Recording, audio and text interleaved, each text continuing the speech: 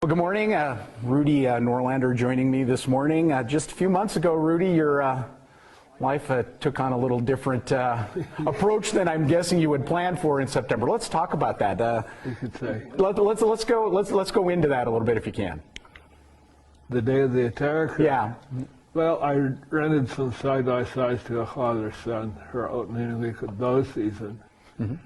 And they had a mechanical issue with the machine. And he called me and said, hey, could we swap out the machine with the one that they had the first couple of days? Because he actually had two sons out within the first weekend. Mm-hmm. The youngest was 10, I think. So it would have been pretty traumatic if he would have still been there. He went home. But I went and swapped the machines, and he's like, yeah, my son wounded a nice buck yesterday and lost his trail. I said, well, back in my young days, I used to be a hunting fishing guide. I said, so I'm a pretty good tracker. I can come out tomorrow and help you if you want. And he's like, sure. So they were camping up on the mountain. So I texted him and I left, and I said, I'm on my way up. And he said, well, we parked the side-by-side on the trail. So I just ran up the trail till I saw the side-by-side. And he had texted me a pin drop, and once I got to the side-by-side, I said, I'm here. Is the pin drop where you shot the deer, where your camp is, or where you are? Mm-hmm. And of course, with cell service and whatever, I didn't get his text back for quite a while. So I started heading down the trail because I could tell it was north of this trail and west of this trail. Mm-hmm. So I started heading down the Old Mule Trail. And I get about a mile or so down there, and I get his text, and he says, oh, that's where we shot the duck yesterday. Mm-hmm. And he said it's easier to come down the ridge than hike down the trail because then you don't have to mess with the cliff. Mm-hmm. It's like, crap, I'm already past the first cliff. Right. And there's two cliffs on that ridge line, so it's like, well, I'm going to shoot up through the trees right here between the two cliffs and get to the ridge and kind of wait till he tells me whether I'm going up or down.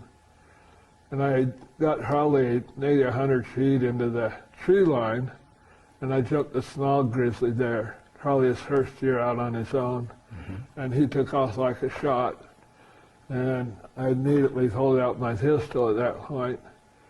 And from that moment on, I'm looking all around me, and I got my pistol in my hand, and I've been shadowed and stalked by bears before in my life, so I was looking constantly around, and I hiked up the ridge and over to the next ridge because I could hear some crows circling and congregating and squawking.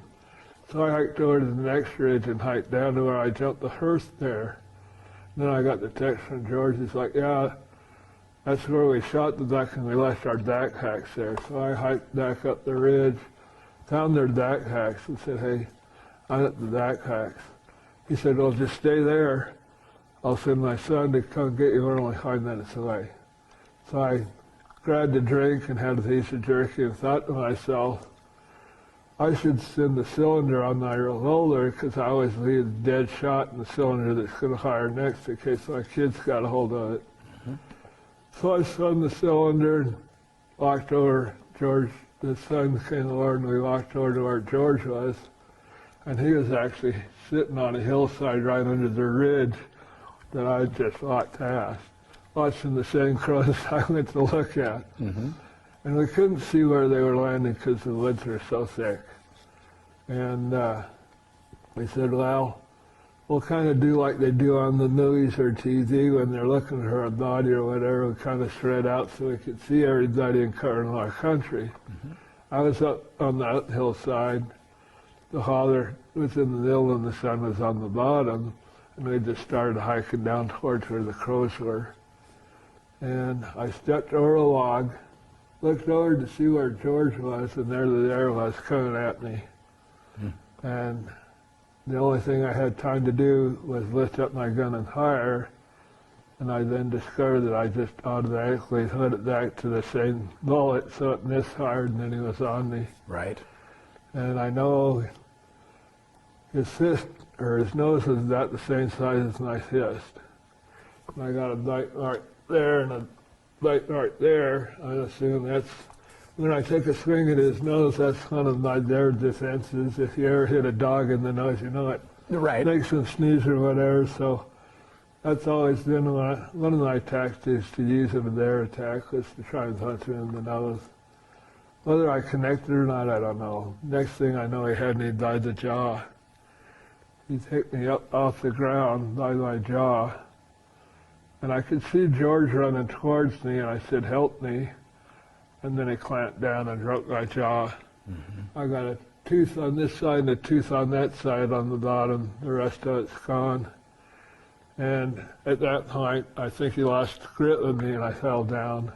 I don't remember the next few seconds, but he stepped on my chest, and he was heavy enough with one claw to collapse my chest. And then he bit my leg.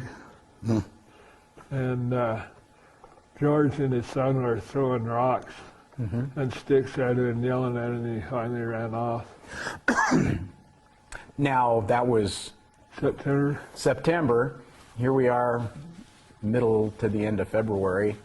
What has been going on in your world since then? I would imagine you've spent some time with doctors and that kind of thing. I spent 5 weeks in the hospital in Utah. They flew me first from the site to the Yellowstone Club. From the Yellowstone Club to the Bozeman Hospital. They did a tracheotomy and a chest tube and flew me to Salt Lake. And I don't know how many surgeries I had. I know that jaw reconstruction was like a 10-hour surgery that day. And I still got at least 2 more surgeries to go.